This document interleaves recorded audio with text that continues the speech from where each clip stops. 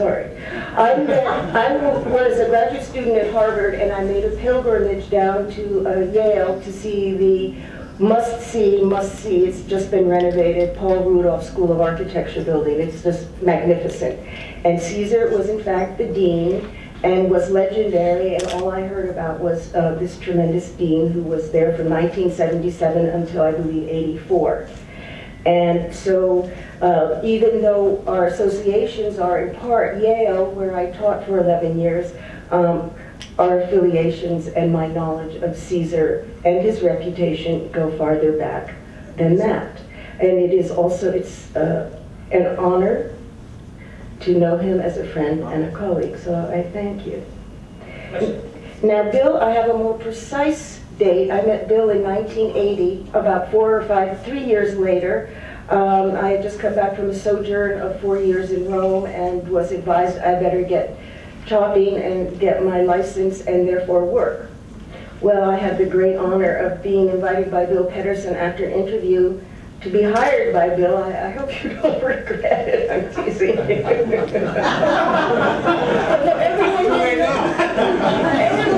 Everyone says, you know, I don't know how you as an employee, Judy, but in any event, I had the great privilege at KPF of being given great opportunities. I was there for 5 years, and one of the most exciting projects I worked on was with Bill, and it was for a very tall building, at least in those days considered a tall building that was for Manhattan.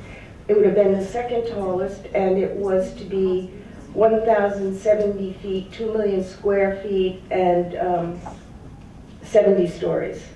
Now, I looked up the Burj Dubai this morning, and that building that's going up by SOM is 2,625 feet tall. That's something to contemplate, and something for us to all think about tonight in our conversation. I actually think that's a bit scary, that tall. I don't understand the top floor plate either. It must be very tiny. But Bill was an incredible and demanding mentor and made huge demands, and I tried as hard as I could to reach the challenge, and being privileged to work on that building was truly one of the great experiences of my career, building and practicing, and I have confidence from that experience that I could resume at some point if I should ever try to go back to make tall buildings, because it was such a huge, tremendous learning experience, and for that I really do thank you for that. So the format tonight will be that Bill and Cesar will both each show individually images of their of projects, tall buildings. The name of this is a conversation about tall buildings. And then what will happen is when we finish the slides, Bill and Cesar will share a discussion or conversation with us about these, as one of my faculty members coined, anxious icons. And it's my interest and hope in all of this that we can not only discuss or see tall buildings from the past, certainly when I was working on them in the 80s and they were working on them before, but where they stand in the present and what are the implications and ramifications in the future. Is there a future for tall buildings in America? Is it all now a global context? And we have to remember that these buildings were, the Empire State Building was called a skyscraper, and now I was thinking today that can't usually, that word almost doesn't apply anymore. It's like they don't scrape the sky anymore, they just sort of go through the sky. And I think the Empire State Building, I only know it in meters, was, I can't remember, 400 meters? Something like that. So, no, it could be, it was 1,200 feet. 1,200 feet. So there's a big difference between when they started, criteria different, green buildings, green considerations take play, programs have changed, and these are the kinds of things I would like us to touch on. My role is not moderator. I'm called an interlocutor, which means I'm a provocateur, or I'll interrupt or keep the conversation going if it slows down. But I don't think that it should. So on that note, I really, really, really would like to introduce these two great architects and giants of architecture. Thank you, Bill, and thank you, Cesar.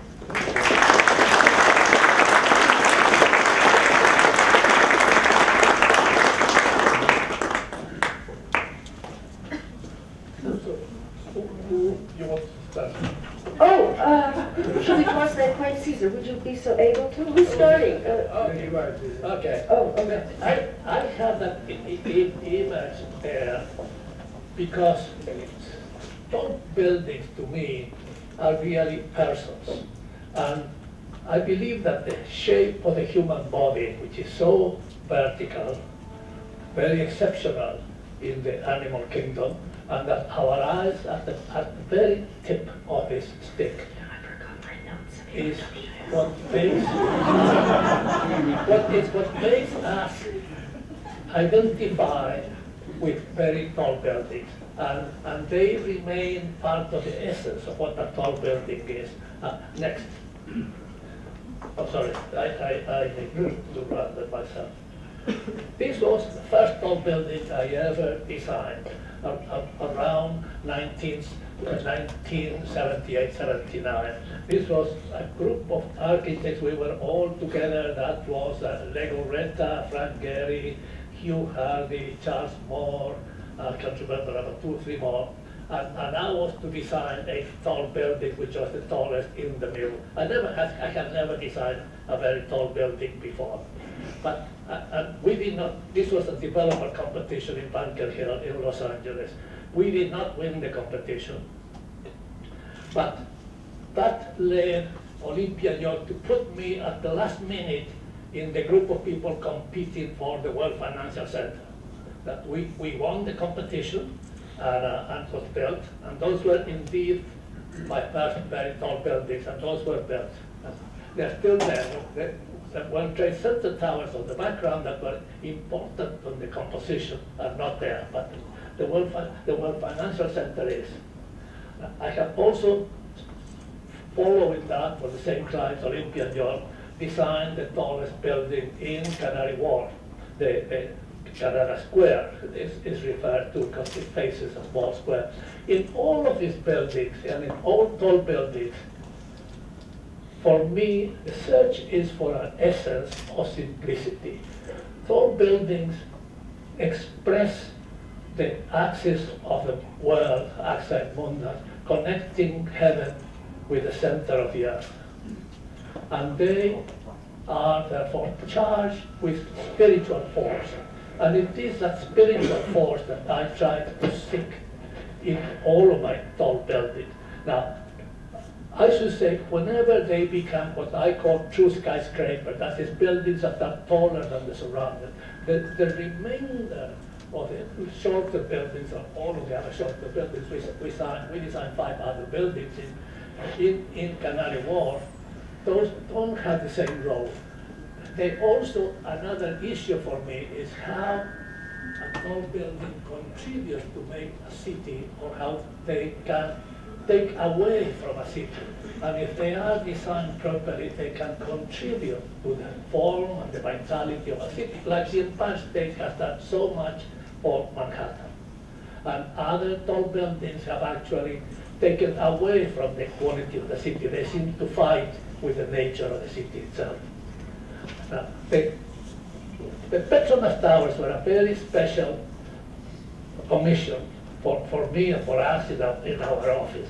These were buildings that were very, very tall, twice as tall as the next tallest building in the city, in Kuala Lumpur, Malaysia. And they also were to serve as symbol of the city and a symbol of the country. We worked very closely with Dr. Mahathir, the Prime Minister of Malaysia, in the design of this building. This is first view you have of Kuala Lumpur as you come from the airport. And they look, Kuala Lumpur is in a valley surrounded by green hills where most people live, most wealthy people live on the surrounding green hills.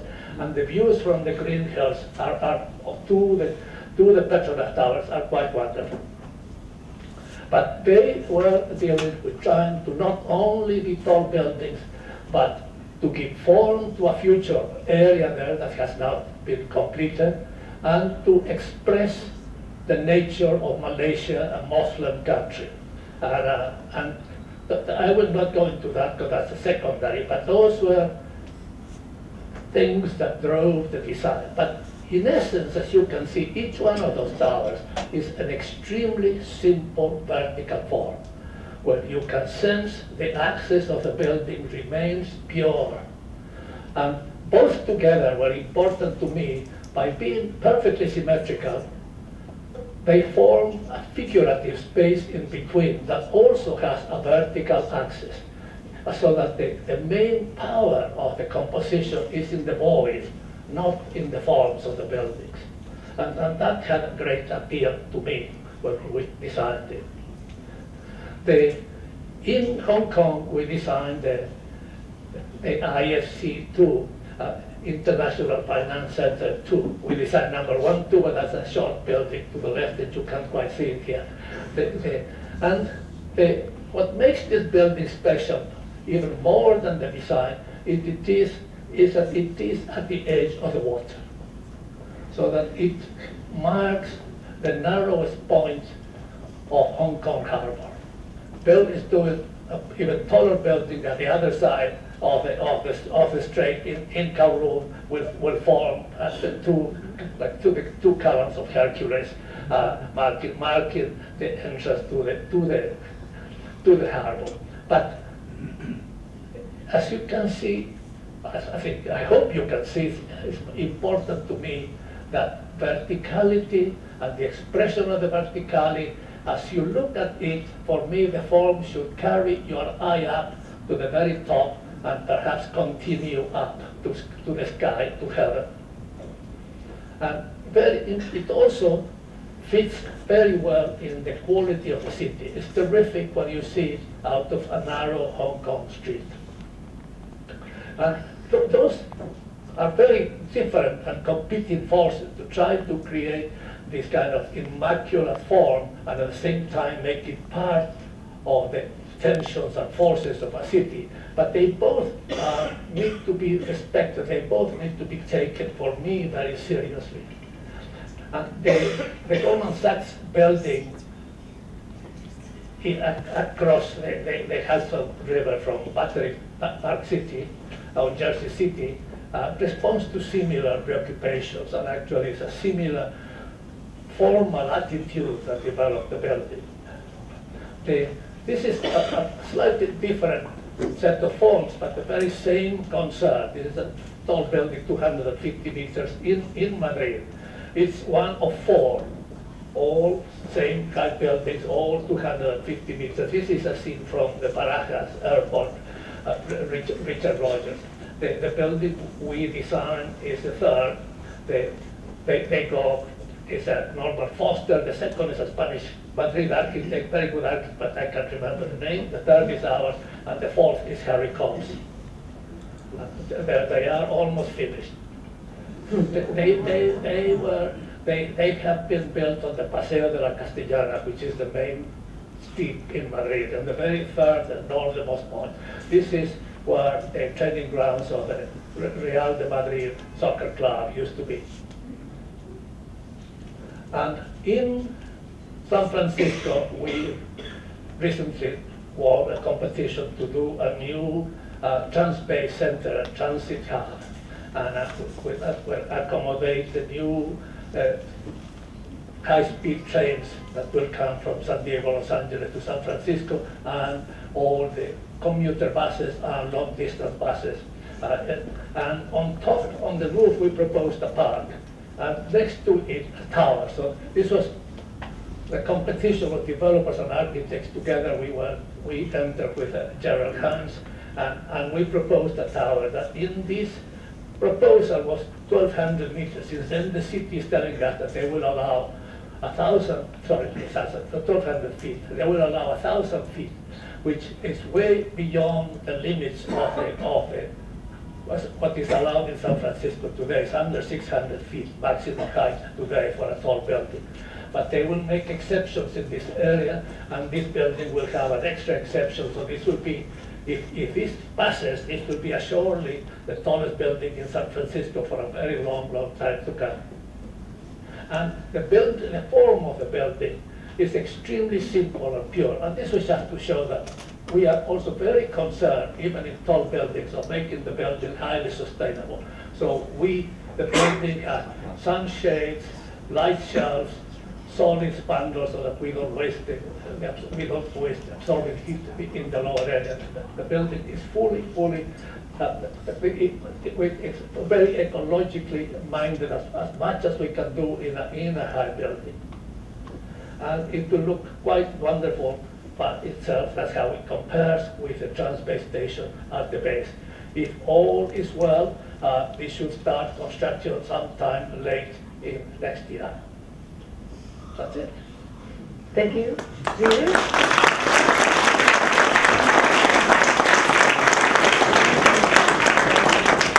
Bill?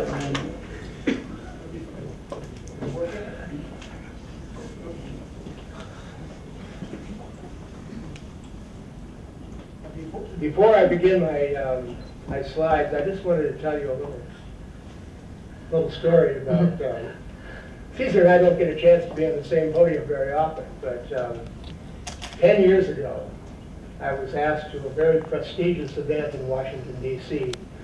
My oldest boyhood friend from St. Paul, Minnesota, was the president of the Gridiron Club, and every year they have the Gridiron Dinner, and the purpose of it is to roast the president. And this was right after Bill Clinton had been impeached and just before Kosovo, so it was a special event. And I was seated next to a very elderly matron who her name was Mrs. Coopersmith. And she said, you know, after discovering that I was an architect, she said that she had the great honor of sitting next to Mr. Cesar Pelli at a dinner in Washington. And she said, do you know Mr. Pelli? And I said, yes, I know him. And, she said, well, he designed our airport. I said, yes, I know. She said, that is a magnificent structure. And I said, well, I agree with that as well. And she said, well then, thank you. She said, Mr. Pedersen, he said, what have you done for us here in Washington? And I said, well, I designed the World Bank. And you could just see her whole body stiffen. And she looked at me and she said, that is an ugly building.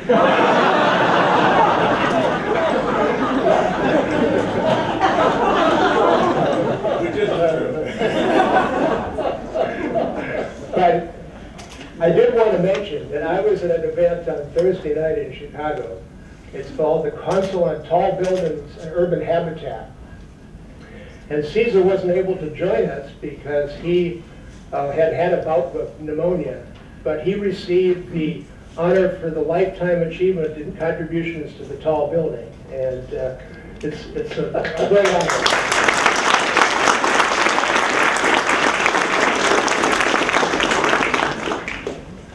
Okay, let me give it a try here. When I first started work on the tall building, and I'm going to show you 3 examples of steps along the way, my approach to it was almost entirely intuitive. And I thought of the sort of programmatic forces that the tall building generates, which are very undifferentiated. Essentially, the tall building is just inflated with a lot of rental space, at least the tall office building. And so hence the photograph of the balloon, that this space can be virtually shaped in any way. But the tall building is also very susceptible to forces which act upon it. And that's why I show you that photograph of an iron filings under magnetism, because you can take the same magnetic filings and introduce them to different conditions, and you get entirely different formal results.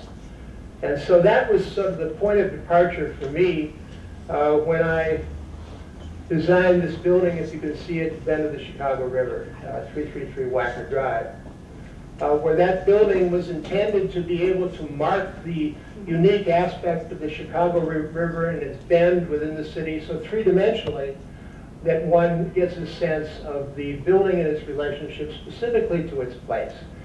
And the ability of connecting a building to its place such that it becomes in a way, a product of that place has been a single preoccupation, although carried through a whole series of different types of strategies. Judy mentioned 383 Wacker Drive, not Wacker Drive, Madison Avenue, right? And 383 Madison Avenue was at a stage where we were experimenting with the use of classical abstraction to try to be able to find ways of connecting tall buildings not only into their context, but also connecting tall buildings from one to another, with the hope that cities might someday have an attitude about one building in relationship to the other, such that they could potentially form a larger entity, which would be the public realm. Well, I'm not going to show you any of those examples because it didn't bear a lot of fruit necessarily in my work, but this particular slide takes us to about 1987, just coming out of that particular period, and after having spent a semester teaching up at Yale, Cesar invited me to come up there, which was a very kind of an important period in my life. Students there were willing to challenge just about anything that you presented to them. And my whole attitude on the tall building was put into question. Well, most of the cities that we deal with, and this is a European city, let's say, but have layers of scale. We had something from the 18th, 19th, 20th centuries, and these generally have horizontal data points.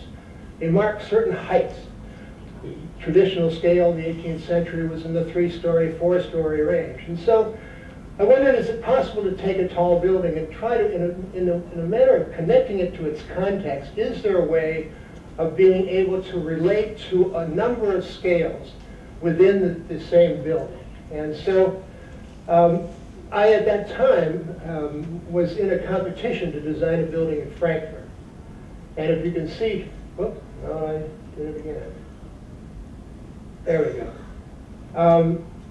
That's our site, and the building was on the Mainzer Landstrasse, across from the old part of the city here, but in a residential district over here, and so it had two very different worlds that it had to negotiate.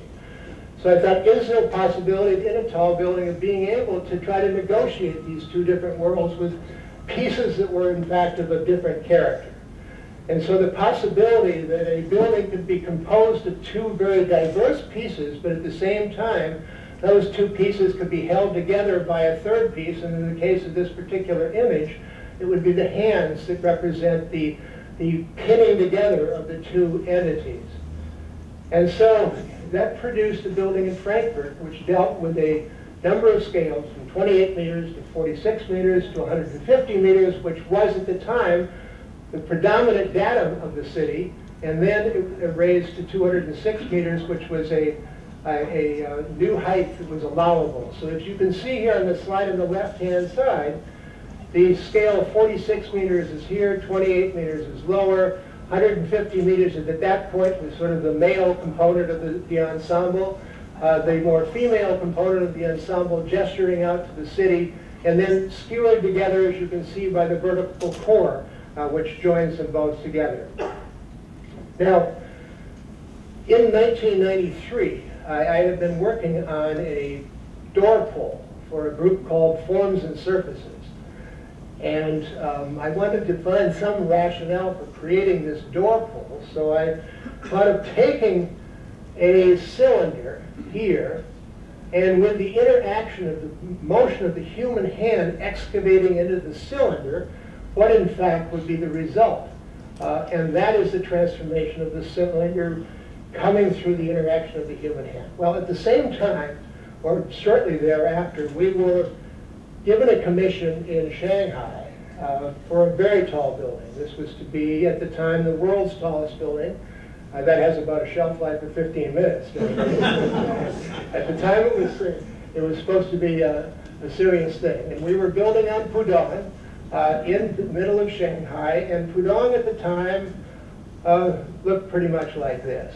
Not right then, but after that. As you can see, what is this environment characterized by? Well, to me, it's extreme visual cacophony. And every building taking on sort of a different attitude about itself, about its place, about its relationship to the sky.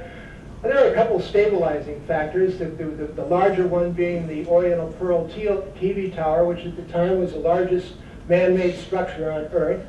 And on the right-hand side, coming up shortly after we designed the building, was the Jin Mao Tower, which Adrian Smith designed. And so the question was, what does one do within all of this context? Well, a very important and influential architectural historian by the name of Colin Rowe always talked in terms of urban stabilizers, trying to create something within a place of this type of cacophony which could in fact try to stabilize it. And so that was the intention here, where the building could in fact perhaps be quieter than all the rest, but hopefully in a way stand with a presence that would justify its position. So how do you create this sort of, how do you create a structure in relationship to a specifically Chinese context? And creating tall buildings that are specifically connected to their context is an issue as well, I believe, particularly when we work globally throughout everywhere. The ancient Chinese had two symbols, one for the earth, which you see on the left-hand side, and one for the heavens on the right-hand side. And the dimensions of these symbols are quite diminutive. They're about 2 feet. And those two objects were buried with very important people as a representation of earth and sky. Well, as Cesar has mentioned, the real responsibility of a tall building is to connect earth and sky. And so how does one try to dramatize that particular aspect? And so that became, in a sense, the issue. So we began this design with a square prism that you see here, and we subjected that square prism to a series of operations, just like we did the door pull. And that then, by introducing a series of almost cosmic cylinders and penetrating them through the square prism, one ends up with a result like this. And that, as you can see here, and the influence of the dimension of those arcs, and I call them cosmic arc, that produces the ultimate shape. And that shape then sponsored a whole series of different floor plates. Oops, let me go back here. Starting down here with the square and it translating all the way up to the top. Well, in the upper portions of this building we have a hotel, whereas in the bottom of it we have an office building. And the office building is ideal in squarish floor plates, but hotels don't work well at all in that type of shape, and they need more rectangular shapes. So the building's transformation as it moved up from the base to the top seemed to naturally confront or naturally conform to the conditions of the program. And one of the unique aspects of this building, and one of the unique aspects of our client, is that Mr. Mori, who built this building and who is Japanese, and Cesar and I have both shared him as a client, has a belief that these buildings, in fact, need to contribute in a major way to the civic realm. He does not see these buildings as representations of the private realm, but he wants them to be, in a way, dominated by the expression of the civic realm. And so he took the top 80 meters of this building and transformed it into an observatory, restaurants, and all sorts of meeting facilities that everybody can go up and take advantage of. So not only at the bottom of the building do we have all sorts of retail and hotel entrances and observation platforms, but the basic function of the building, which is dominantly office building, is pretty much disguised in its actual use. And so this is the building as it's now completed. We finished it on the 25th of October. And on the top of it, for a few moments, we have the world's tallest occupied floor. That happens to be a bridge which has a glass bottom and a glass top that one can look out over the entire city. These are images of the building rising from the bottom to the top. We try to create great solidity at the bottom and obviously lightness on the top.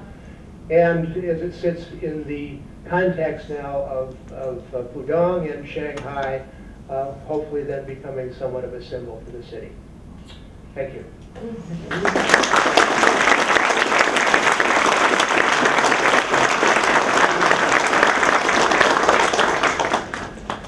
Thank you very much. That's a beautiful image right there. Thank you.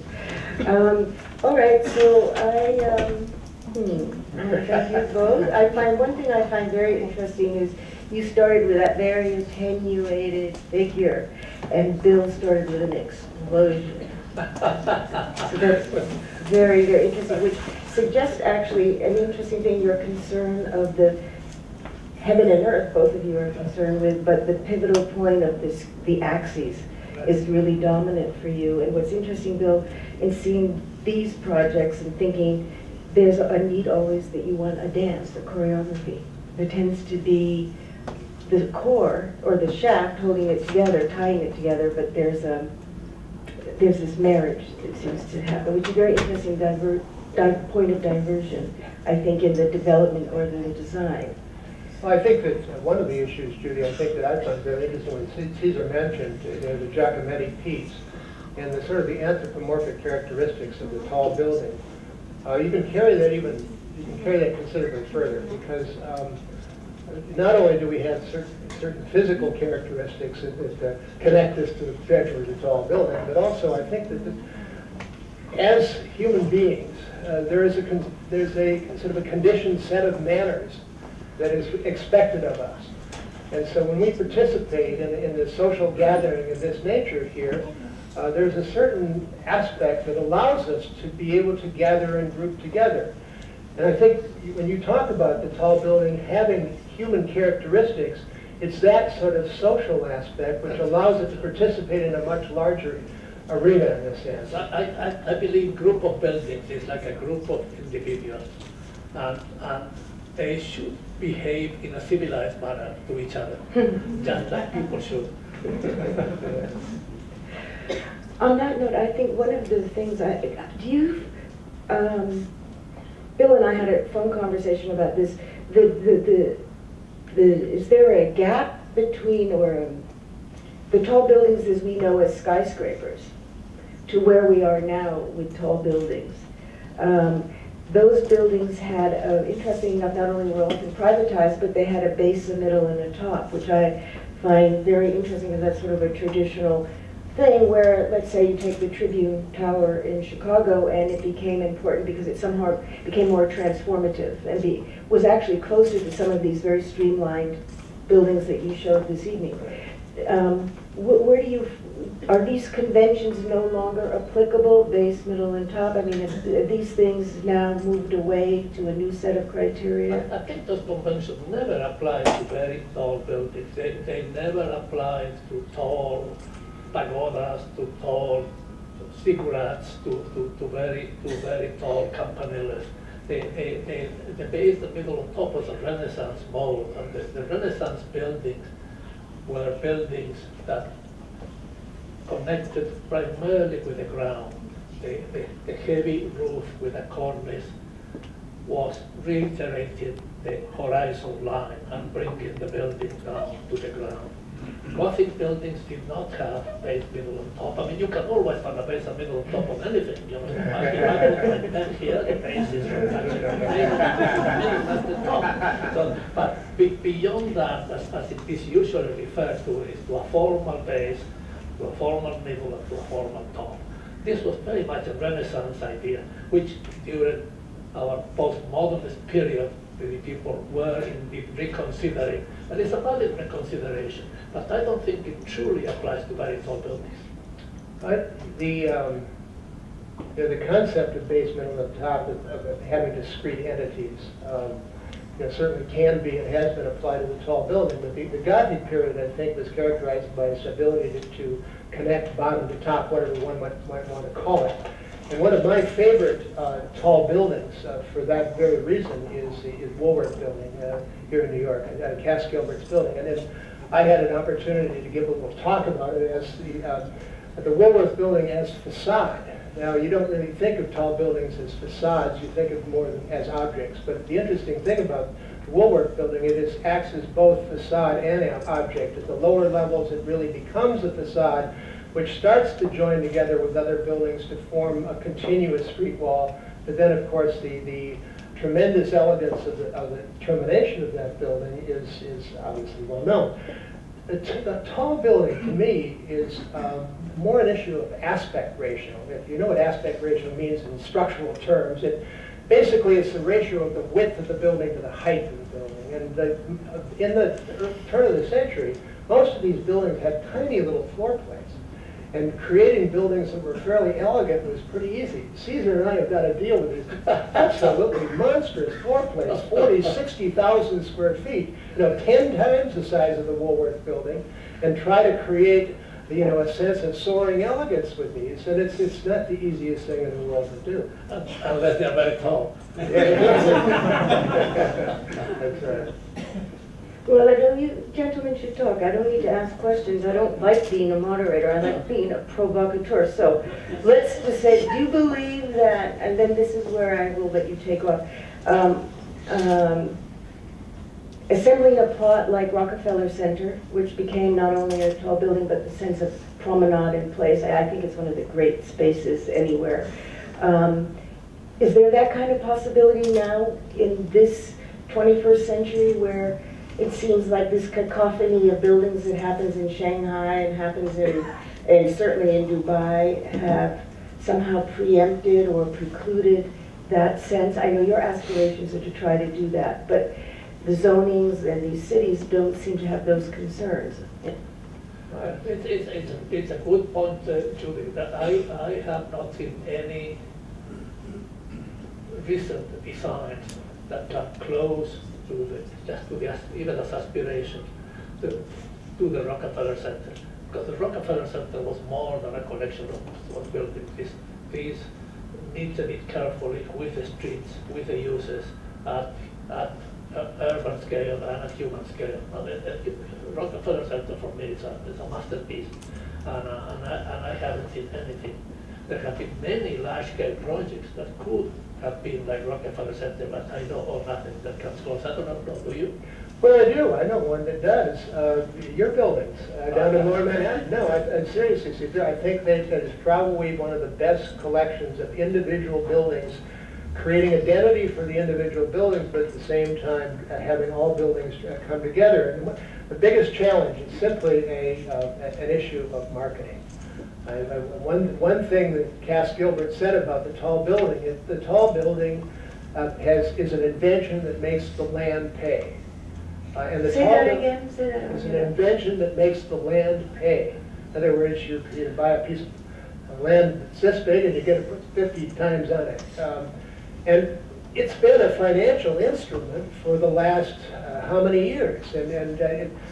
How it's transferring from purely a financial instrument to potentially an instrument that can be key to sustainability and all sorts of other issues is a very interesting transformation. But when we were doing, remember Canary Wharf together? Oh, yeah. We all got together as architects and we were trying to come up with some ground rules, right? Oh, it's pretty hard for a group of architects to come up with ground rules, and ground rules that they actually were willing to submit to once they've come up with them. But, well, it's the truth. And the biggest pressure is that the developers want every building to be identified with Morgan Stanley or Chase Manhattan or Lehman Brothers or something like that, and so they all have to look different. And that wasn't the issue with Rockefeller Center. And Rockefeller Center today, there's no question about the fact that it is the greatest assemblage of buildings, of tall buildings that have ever been produced. But you ask, can it be done again? I think it can be done again. It's being done in Asia. It's being done sometimes in the Middle East. Let's put it this way, there are opportunities to do it that are different than, it's not that it's necessarily accomplished. But are the zoning, I mean, I've been to Dubai and Abu Dhabi and all of these places, and Hong Kong and Shanghai, and that image of Shanghai, it sort of gives me a big headache. Not because when I walk through it, I sort of have the same headache. And I'm wondering, is there the zoning or the preoccupation with the object and its height seem to, in terms of the city's goals for zoning, the cities seem to be different than they were. And I could be absolutely wrong about that in terms of those. You will know better about. In Asian cities or globally, let's talk US versus globally. Are any tall buildings being really built in America? Well, there's a very large one in Chicago that I think Calatrava has at least the foundations for, and it's 2,000 feet high, I believe, so it's about as tall as you can get. Just a story on Pudong in Shanghai. They held a competition. A number of architects from around the world submitted master plans for all of that. And basically they rejected all of those plans and they accepted a diagram that was essentially a free-for-all. You know, they had 80 tall buildings, the lowest of which was 40 stories in height, and every tall building was essentially an object on its own plot with no connective tissue whatsoever, and it is a disaster. Yeah. When Bill said that Calatrava is as tall as it can be, is because in the United States, after 2,000 feet, it all belongs to the FAA. You would need a very complicated legal process to get a building to penetrate the 2,000-foot mark anywhere in the United States. In Asia, they don't worry. I personally feel, I don't know how you feel about it, Cesar, but my opinion is that the tall building is in its earliest stages of development. Now, Now, what was it in the past then? it's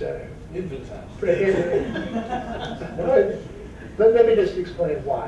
I think that the forces that are going to generate the tall building of the future are going to be so profound. Obviously, the demographics in Asia are pointing towards many, many buildings that are far larger than they can stand. We all know that density creates efficiency from the point of view of sustainability. The connection of transportation infrastructure to density is a key. Asia is leading the way on that. And sustainability in the building itself is something that is going to transform, I believe, what these buildings look like. And that's a big question, and it's an interesting subject of discussion, actually. Can you say more about this? Yeah, I could say a lot. One of the biggest problems that we all want to design buildings that are sustainable. And for me, sustainability falls into two categories in regard to the tall building. Assuming that it's built over infrastructure, it's in the right position within the city, all of that. The first issue is embodied energy. Embodied energy means the amount of energy that is expended to produce those elements that go into making the building. And I think in that regard, Cesar and I are much closer than some other obvious examples to the contrary. I'll cite one that is particularly irritating to me, to be honest with you, and it's this CCTV building in Beijing. Oh, I do agree with you about that. But this is only from the point of view of using what our resources intelligently. I mean, the Museum of Modern Art, no more august institution that we have in this city, had a huge show of this building. And what it showed was these massive, massive quantities of steel expended to produce a building that could actually do something that no building should even try to do. And so the embodied energy in that building is so great that that building could have the most sustainable features associated with it. In a million years, it could never compensate for that aspect of it. And so I think it really behooves us as architects and designers to design buildings in a way that are inherently economical. And that is a point of departure. And then everything else then is sort of goes from that point. Yeah.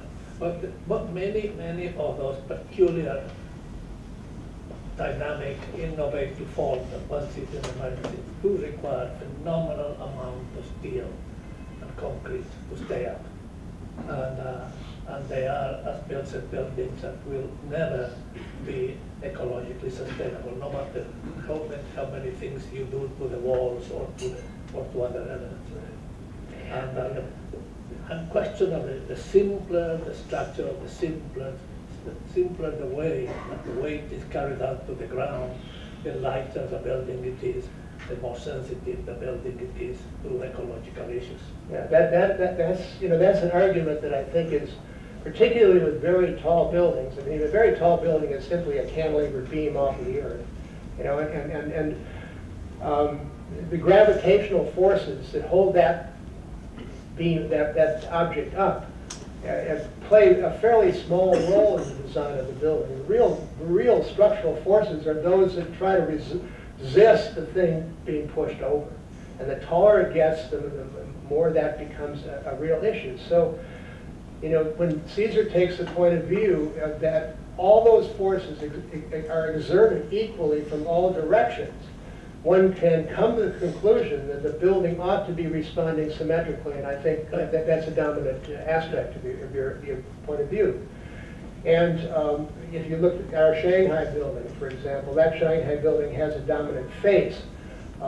It was done specifically for urbanistic reasons to be able to try to establish urban relationships. But I think, you know, in either case, you know, we're still within the range of sensibility. You know, we're not dealing with something that is, we're not talking about something that is past the tipping point in terms of intelligence. That point and what you said before, that it's really interesting to me, actually important, that we're just at the beginning of making tall buildings, right? So the buildings, let me ask each of you, I'm not really wanting to ask questions, but do you think that the building that you just showed in Shanghai, is getting closer to where tall buildings are going? Or do you feel the same way that Bill does?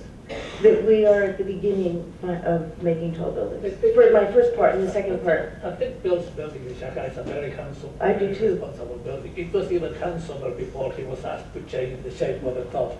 I don't know, it's pretty beautiful.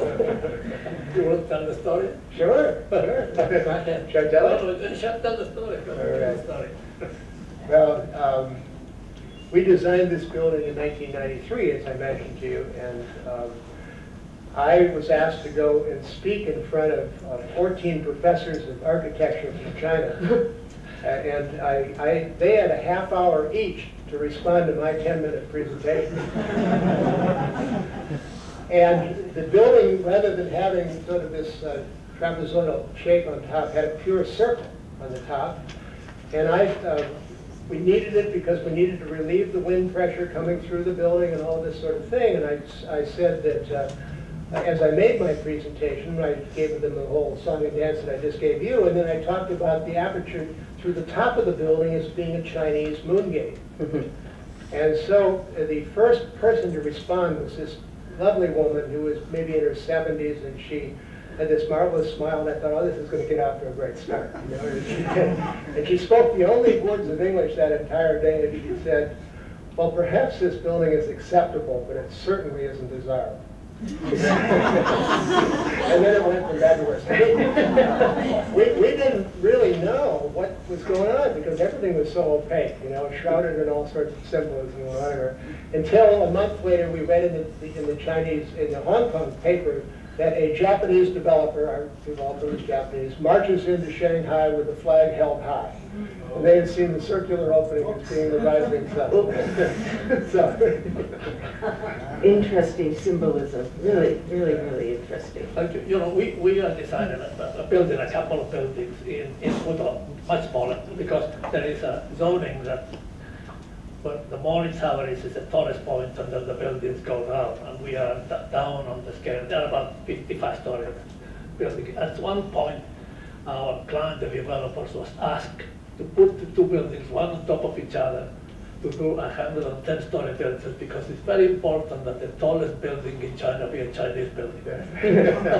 Our developer was furious because it made for a very uneconomical building, but he was ready to do it if they insisted. Fortunately, they appealed, and we are back to the two old models, 55-story buildings. Well, in Asia, how tall do you think these buildings can get? I mean, the Burj Dubai is, whatever, 2,600 feet. They can get very high, but that building is built, well, it has a very efficient structural system as opposed to the building in Beijing, right, Cesar? I mean, It's built in a, frankly, no different than the Romans used to build. You know, it's a huge series of shear walls that mount up like this. They sure was, like 4 meters thick or something like that. I mean, unbelievable. It's a very clever design, but I think buildings probably can build twice as high. They may be able to be built for, you know, a mile high. The problem starts is now the time that takes to go up and down the elevator, because there's just so much acceleration that the body can take. Also, if you go very high up and you come down very fast, or you go up very fast, you will suffer the bends at some point. I think the limits that we are reaching are physiological limits. I have a good story about that.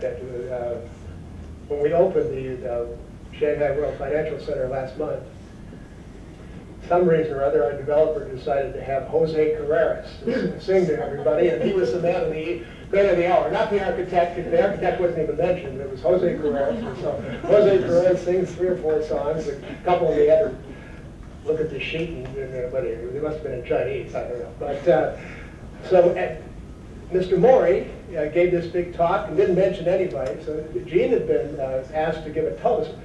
And so rather than give a toast, he just simply mentioned everybody that actually been involved with the job. And after he did that, they said, well, let's bring Mr. Carreras out on stage. For reason, I don't know.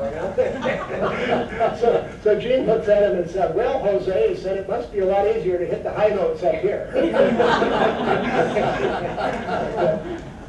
He didn't get it. Well, this reminds me of what you just said about the sort of human body, the anatomy, and our sort of ability to take movement and that sort of thing. This will amuse you. I was invited to a wedding in Chicago, and I was very graciously, a friend of mine said, but please do stay at my apart house in the top of the Hancock building. How tall is the Hancock building? 1,100. I'm not sure. So if it's 1,100, I was in one of the top floors, and I was supposed to stay there for 3 nights. I went to bed, and the first night I lay there, and the whole building was moving. At the top was swaying. And I tell you, I felt seasick, and I'm predisposed, and I moved out the next day. It was just like moving enough that you could feel it. So these, it was winter, maybe it was the Windy City, right? The Hancock building shouldn't move because it's a very broad building.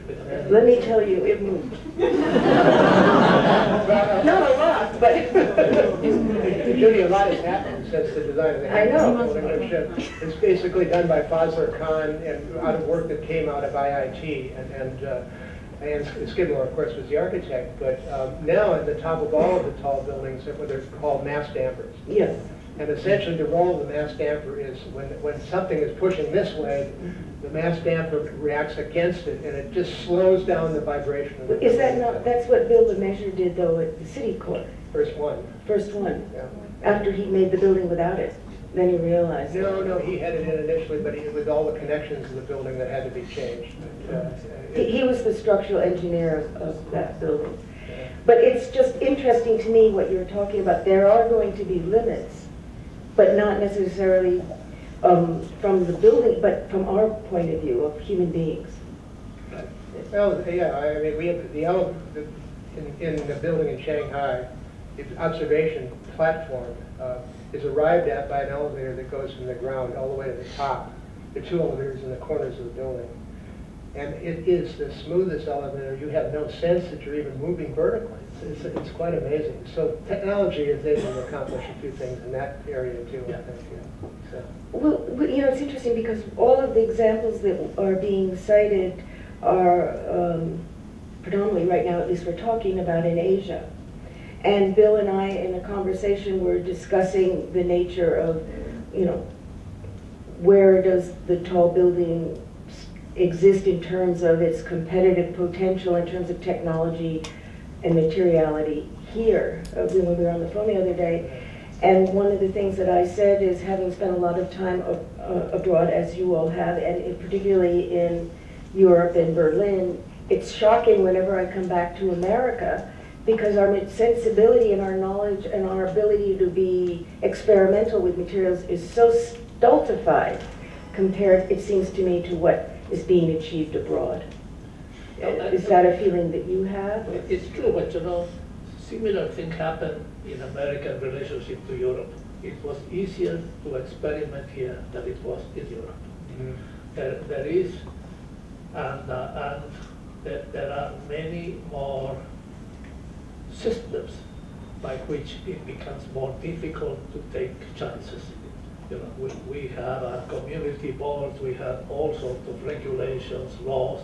In Japan it's even worse because buildings cannot cast shadows on the neighbors. You know, so that it takes much more doing and time and risk to build something very tall here than it is in Asia. In Asia, they are very free to change the rules overnight. There is usually just, at least in the places we have worked, and by this I mean in the Middle East or in Singapore or in China. Japan is different. They are very ready to change the rules very, very quickly. There is always somebody who has the power to change the rules. But one of the things, Judy, that I think that seems different, at least to me, is in the 20s, culminating with Rockefeller Center, in regard to buildings, that there was a tremendous sense of optimism in the 20s. A building like the Chrysler building could only come about from a very optimistic hand, right? It's an exuberant building. It's a sense that this is really the place to be in the world. You know, New York was the place, and we expressed it through the buildings we designed. Now the place to be from that perspective is Asia. And it's a very different feeling over there, that there is a sense that a lot can be accomplished. There's a tremendous sense of pride. We have 60 architects working in our office in Shanghai, and I can't tell you how important the Olympic Games was to them. For the first time that their country could be really recognized for what they saw as being the essence of their country. And I think that transfers all the way through the entire culture. And it's very exciting to be in a place that is so optimistic. I mean, one of the wonderful things about having practiced architecture at this particular point in time is this whole phenomena of globalism in the last 15 years. In Cesar's office, in our offices, we have, for example, 34 different languages spoken in our office, and 40 different countries represented. I mean, the opportunity to be able to participate in that sort of environment with 20 people that speak Mandarin Chinese when we go off to China to do a building, it's unprecedented, I think, and it's one of the great, one of the great honors, frankly, to be able to practice at this point in time. It's interesting because I spend time in Abu Dhabi more than Dubai because we have a program there, an interior design program. And I must say, when I've been in Abu Dhabi, it is so energized. I haven't been there since February, but it was so energized, you sort of want to get into the act. You know, everybody is busy, the energy level, the sort of possibilities, the potential, it's really thrilling. It is, and a place like Pudong, for example, in Shanghai, you know, it is visually cacophonous, yes. Right? What has happened, in a sense, is an enormous opportunity was given to a lot of people before the opportunity to develop architecturally, in a sense, was made possible for them. A lot of this just happened. And I will tell you for a fact that the young Chinese architects are developing so quickly, and there's so much really wonderful architecture coming out of China, that in 10 years, we're going to see some amazing things. And that in itself is exciting, just to have participated in with some of them that have been in our offices that are going over and doing things like this. Well, does this suggest that America is, and this is the only way I can say it, being somewhat left behind, or are we being truly, people in general, are we truly a global society here? Not talking about people like you, but in general, are we? I was at a conference in Barcelona, and it was Europeans, and when they talk global and Asians, felt really global. When I go to a conference here that might be related to architectural education or discussion of buildings, it doesn't have the real essence of what I felt in a place. But in all of those countries where there is this sense of optimism are countries that have grown incredibly fast. That they were 1 or 2 generations ago poor, and today they are wealthy. So this just gives a sense that anything is possible. America went in the late 19th century, early 20th century, went through a very similar period where people were all poor and suddenly they were wealthy. And that people then they have a sense that anything is possible. But this cannot keep on going forever. You know, Can it renew itself, do you think? It's not that America was wealthier than Europe or knew more than Europe. The Europeans had gone through that period much earlier. They had gone through that period in the early 19th century, late 20th century, depending on the country. And by the early 20th century, when we were building skyscrapers, that was not felt as a need in Europe. They did not have that urge. We have it, and now those countries that have been grown. You know, when you go to Abu Dhabi or Dubai or Qatar, one of the first things you see are photographs of how they used to be 40 years ago. And there were just a few mud huts. Or in some cases, in Dubai, they show just a number of camels crossing waiting to go to one side to the other. And now it's a country with a nominal economy, so that they feel anything is possible. So I still need a sense from you, giants, where does America sit in all of this? Because I really feel that the excitement certainly has shifted, and I'm speaking just for my own point of view, and this concern, I suppose, that America was the pioneer and you cannot go on forever, but we went and forged to the west, people came here, and there was a sense of thrill and adventure and anything was possible. I'm going to get in real trouble by saying this, but I also find that the conditions now of community boards and all of these stumbling blocks in America become really stifling to America continuing in a certain kind of tradition. Now, I'm sure I've offended some people, but that's my position. I think there are too many people that suddenly one wants to be accountable to. And I might add on that note, I was at the CFA, you know, the Center for Architecture downtown at a dean's discussion on a Saturday, and somebody brought up the comment that somehow the conversation went to ethics. But it wasn't ethics about, you know, how a building should be sustainable or be responsible to the human beings in it, but there should be an ethics committee that deems whether this building's design is appropriate in wherever you choose to build your building.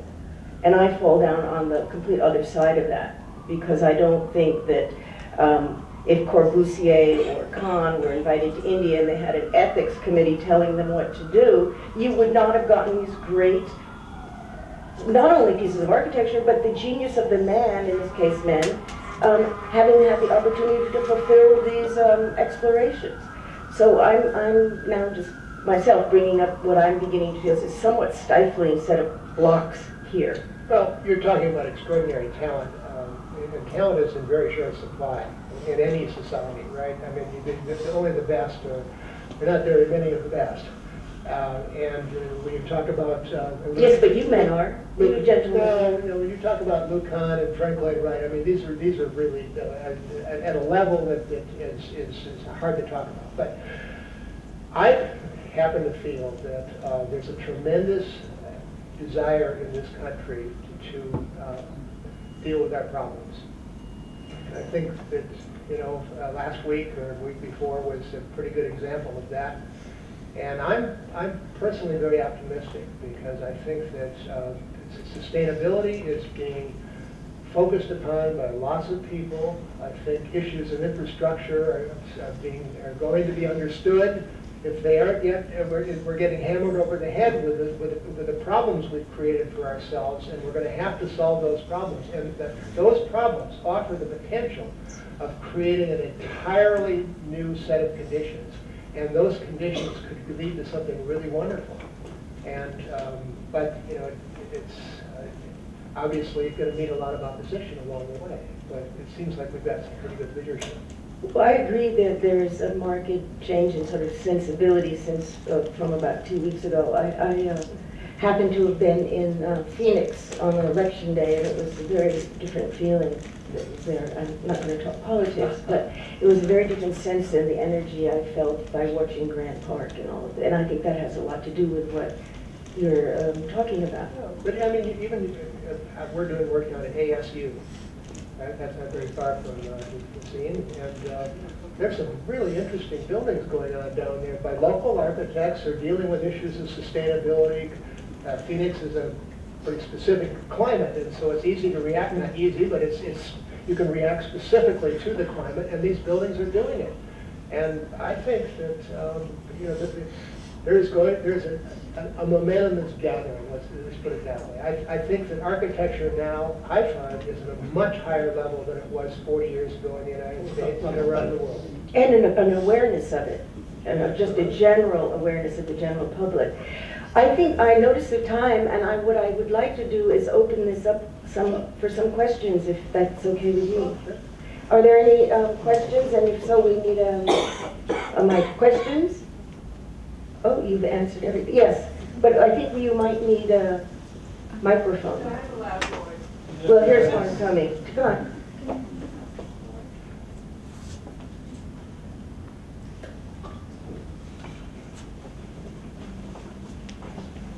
We all know that we're living in an age of built-in obsolescence. I'm looking at your buildings and wondering how the aspect of adaptability fits in. Is dynamite the only answer? Whoops. It sounds like you have an answer. Well, adaptability, if one looks at the 19th century buildings that still are around servicing us very well today, the warehouse districts of every city, right? What were their characteristics? One, great structural integrity, but two, flexibility. And I think that that's pretty much, when Cesar talks about these buildings taking on shapes that are very simple, these simple shapes sponsor the potential for a tremendous amount of regenerative reuse over their lifetimes. Now, obviously, there are other factors involved, but that is that is the most important aspect of sustainability. The most sustainable structures ever built in the history of man are the pyramids, right? I mean, they've been up there for 3,000 or how many thousand years, and that's the key to be able to do something that will last through time. I don't know about too many pyramid condos, but I suppose there probably are a few out there. Do we have another question, please? Yes, right behind you, Judith. A comment. I think Cesar mentioned something which was very profound regarding the voids between the tall buildings, and if we can hear a little more, and how we can avoid the skyscraper become like a sort of columns unrelated to each other versus the buildings that are somehow create a beautiful spaces between them in the sky, like Manhattan is one of the key success of Manhattan. Well, there are two separate issues. One is how good a form do those buildings make. The form of downtown Manhattan has been admired for a century now, since very early in the 20th century. Even with or without the World Trade Center tower, they have filled the form downtown Manhattan is a form purely of skyscrapers. But that is quite different. The same thing is the form of Hong Kong. For Hong Kong is a very exciting form. This accumulation of very tall buildings all piled up together in this tiny island. The other question is, how good is the environment at the street level, at the ground level where people live? And in that sense is perhaps where the Rockefeller Center was not only great design, but was very generous, because it creates a delightful, wonderful spaces for people at the base. And this is perhaps what we all try to fight for and seek, is that if we build something up, that it should be compensated with something at the ground level for people to use directly. As you know, Hong Kong had a great ground and the top, and is it because of the zoning regulation, or what are the elements that caused it? As we were trying to do it in this Transbay area, we had no ground left over, but we are creating a public park on the roof of the building. This will be truly a public park. Thank you. More questions, please. We have some, yes, over here, there, Jonathan. There's the mic coming. Following up on the last comment, you mentioned before about aspect ratio. As the building gets taller, the ground relative to the building gets smaller. And it would take more ground and more of the surface of the city to compensate for and to integrate the entire region. Generally what we're seeing, even when there are multiple buildings there, it's not the same kind of thing as Le Corbusier proposed from Paris, where there'd be a set of the Cartesian skyscrapers making space between them. And I'm just wondering how you are able to, or how do you look at the creation of that sort of zone in which the building, the high building, is not just a one-off, but it's part of a context. For the example of Hong Kong was just mentioned, and, my personal opinion is that that is probably the only 21st century city at this particular point in time. For a number of reasons. One, because of the way infrastructure sponsors that city. Zoning was mentioned. You know, Hong Kong, a large part of that island can't be built upon, and so you're restricted to a very small footprint with this tremendous pent-up energy. And Hong Kong has increased 10 stories in height every decade for the last 40 or 50 years. And I venture to say that Hong Kong is a much more exciting place to live in today than it was 40 years ago. So that's, I think, an answer to the issue of density. When Ada Louise Huxtable was writing stories about architects that were building developer buildings in Manhattan that were taking up, you know, too much of the sky and whatever, here in Manhattan, and of course that stopped at the end of the 80s. But density was thought of as being the problem. And density really is the solution. The problem with Pudong in Shanghai, it's not dense enough. It needs to get filled in with a bunch of 8 or 10-story buildings around all these big buildings. Sort of a reverse problem, you know, but usually you start with the low ones and build high ones. But they've got a problem, and so they need to fill the place up. And that's, I think, if density is understood properly, it can be tremendously exciting. You know, probably all of you know it, but I have to repeat it. In Hong Kong and in all of China, nobody owns the property. The city owns the property, and you rent it usually for 99 years. But it means that the control remains in the city's hand. And even if you have to wait 99 years, but at the end of the 99 years, you may decide to tear down all of those buildings and create a park, because it remains on the city's, on the public's hand. There was another question. Matt. And then we'll take 3 more questions, so I hope the questions start coming from the back of the room. You spoke earlier about your practice and the kind of global characteristics of it. People from all over the world, offices all over the planet, languages. I'm fascinated by execution. How do you go from a design concept, which is generated perhaps in your studio, to a built project on the ground on the other side of the planet? And what are the technologies that enable you to communicate with your staff, not just your design staff, but also the people building the structure? I have trouble controlling things like corner beams over in Brooklyn in my office, and I just can't imagine how on earth you supervise and manage to execute in the way that you do. Okay. If you want to throw a point, Well, okay. Well, first of all, you have to be able to communicate. And so to communicate, you have to speak the language. And while translators are fine, nothing really substitutes for having people you're working with on a daily basis that can communicate your intentions to others. So when we're working in Japan, well, I'll give you a story, okay? In Korea, or the first people that came to interview us in Korea came over and they didn't have a translator. And we were in our office, we had all set to talk to 15 people from Korea, but there was no way of communicating, right? So we looked around the office and said, anybody speak Korean in this office? That was a long time ago. We find this young guy who had just come out of Pratt Institute. He was downstairs working away in this windowless drafting room we had at the time. and we brought him up, you know, and it's amazing. Their eyes were just focused on this guy. Every word he said, you know, they followed it completely. You know, that usually people aren't that interested in translators.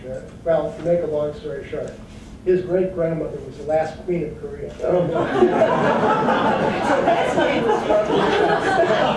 That's what he was talking about. And we got like 14 jobs in Korea. He would take me over by the hand almost and drop me into Samsung's office or David's partner now. I went back to Samsung, but we did the headquarters. So that's the first thing. I mean, being able to communicate. Secondly, you have to be willing to cooperate. You know, it's an attitude. You know, do you want to work with other people? If you want to work with other people, and if you're willing to take the downside of the suggestions that oftentimes come about, you have and try to negotiate some sort of a compromise out of the whole thing, then you've got a good chance, right? And once that's set up, they have a lot of really high quality people that can build in those countries. And once you're set up with a good group there, and you've got a good group here, and you're communicating, it's amazing how efficient it can be. And we've all had wonderful experiences. And of course, you know, they're 12 hours away, so we can work for 12 hours. Then they work for 12 hours. It's literally a 24-hour operation. Yes, in the morning you come in and you will have answered questions you posed the night before, and then you also, at the end of the day, give them send them what you have done and ask them. Well, this is all made possible by the ability to send very large drawings through the air almost instantaneously. We use a slightly different system than they do. We normally associate with a local firm, and they know the people, they know the codes, they know the officials, and so that we work in collaboration with a local firm most of the time. That question has a lot more, I'm sure, to be answered, but let's see if we can get one or two more questions. Anyone else? Any other questions? Michael.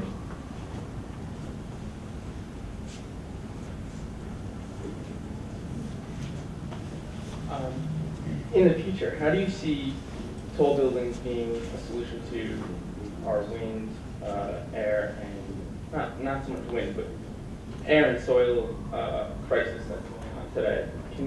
Can tall buildings solve these problems of the earth? Is that too general? Should I focus on?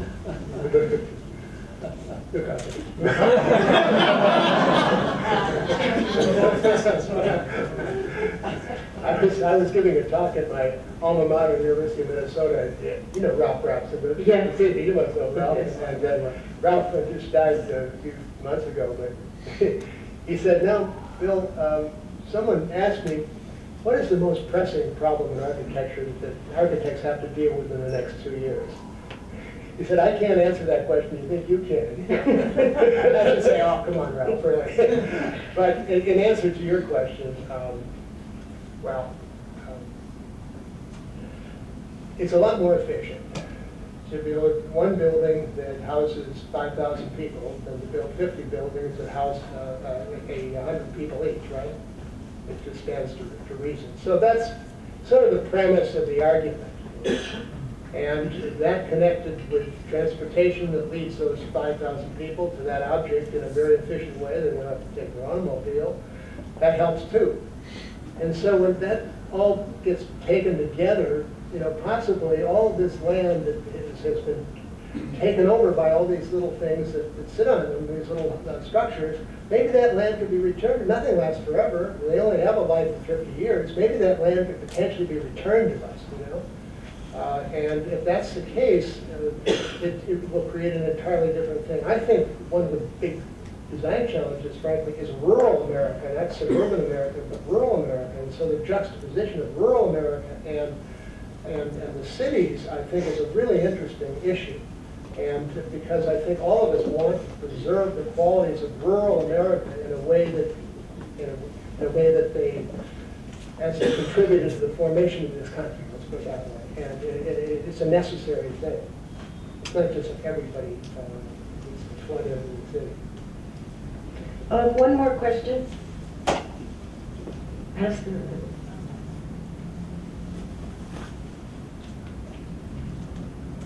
Hi. This is not so formulated, but I'm just wondering if your attitude towards making skyscrapers or tall buildings changed post 9/11, and whether you think, you know, just the sort of residue of those images that we all saw kind of inhabit tall buildings now or in the future. You know, like how does that impact the way you think about tall buildings? So I'm not sure since 9/11, how are we thinking about buildings since 9/11? Well, there are several forces changing the design of tall building. The strongest one, of course, are codes and regulations that tell you how high they can be, or how big they can be, or how much land they can use. In America, we use FAR, floor area ratio, that tells you how many times the area of the site you can build. That limits how big the building can be used. There are also technological issues. And today, those have advanced the fastest. Elevators have become faster, more efficient, much more easy to use. The structure has become much more able to build very tall and keep it in place. We are able to keep the building from swaying. The mechanical systems have also advanced. Glasses have advanced phenomenally, so that the technology keeps on advancing and allowing us to do more.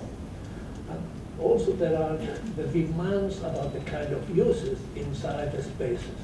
And again, laws can affect that. In Europe, you cannot build office buildings with floor plates as large as we build here or in much of Asia, because you cannot put people working too far from a natural source of light. So that makes for much more slender, smaller buildings. So that all of those things are affected, but it depends also what do the users need. And in America and much of Asia, the users keep on asking for bigger and bigger floor plates. The sizes of the floor plates are around an acre today, and they keep on growing. And that is what the corporations are demanding. So that the building needs to accommodate all of the forces, and also how what we have not talked about here, because it takes most of the time, is the design of an efficient core. And that is a key element in the design of a new building. And also the design of cores keeps on changing. Codes keep on affecting the design of the core. You know, they have been since 9/11 talks of asking for an extra fire stair, or asking for fireman elevators, which are required in other parts of the world. We are using those in many other parts of the world. So that, and those things will affect the design of the core, will affect the cost of the building, will affect how much rent you need to charge. But there are innumerable factors that they need to be balanced, and that they affect how tall buildings are designed or how tall they can be. And also have the way the buildings are financed. You will see in these next few years there are going to be very few new tall, extravagant buildings being built. Bill, do you want to? Well, in answer to your question about 9/11 specifically, I mean, quite ironic that since 9/11 there's been the greatest generation of tall buildings in the history of the world. So it's, clearly the psychological aspects of that did not inhibit the creation of tall buildings. In China, for example, before 9/11, they were required, and Cesar's building in Hong Kong, and our building in Hong Kong has exactly required to put refuge floors every 15 floors in the building. These refuge floors are used for people to either go up 7 floors or down 7 floors and go to fresh air. And so as a result, you wait there on the refuge floor till you can be picked up by with special elevators. There are more elevators, dedicated firemen's lifts required in China than any place else. And in the case of our building in Shanghai, we've got 2 elevators that take people up to the observation floors on top, and they can be used to pick people off of these refuge floors. Before 9/11, there were a lot of people that were trying to get the Chinese to change their codes because they were too onerous. Since 9/11, there has been no enthusiasm for changing those codes. They recognize the wisdom of those codes, and all of the tall buildings, I believe, in the future ought to be built with this sort of security built into them now. Nothing can withstand the force of a plane coming into it. It's impossible if you want to look out the building. But nevertheless, you can find ways of sort of making it a much safer place to inhabit. Yeah, I guess, I mean, part of my question was also just that the images of those buildings, being destroyed, basically, that I wonder whether that sort of taints the optimism to a certain extent for everything going forward from that point, or does, is the residue of that, we think about the building type as you guys have mentioned, this sort of optimistic form in a way, right? And, is the residue of that experience still present for you designing these buildings? Well, I mean, think of an earthquake, for example, and think of Kobe and the tremendous destruction that took place there. Buildings of 5 stories in height, because of their period of vibration, are more vulnerable to earthquakes than any other type. And the safest building to be in is a tall building, right? So you can look at this from a number of perspectives. And in journalism, and we here living with this have one focus on it, but there are a lot of earthquakes in the world as well, particularly in Japan. And the safest buildings there are the tallest buildings. I think we should close. I have a couple of comments, but most importantly, I want to thank both of you for both of your so abundant knowledge and wisdom, and you've contributed an incredible sort of event or evening for us here, and I really think you all should be very, very pleased that we've had the opportunity to have Bill and Cesar with us tonight. So I have to thank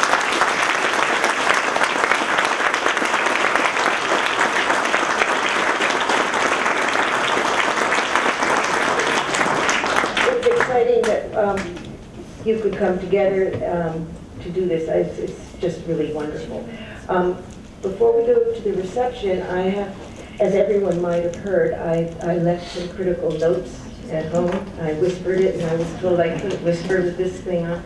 In any event, I have to do this because it's really important. I want to make some thanks. I want to thank Jennifer Mitchell, our special events coordinator, for everything she always does for us, and our AV technician, Dennis McClear, and our 2 students who are assisting us tonight, Natasha and Marilyn.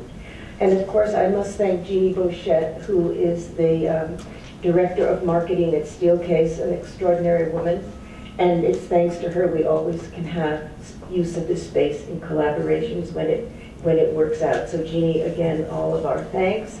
I would also thank Stephen Hazelton, here at Steelcase, and Anela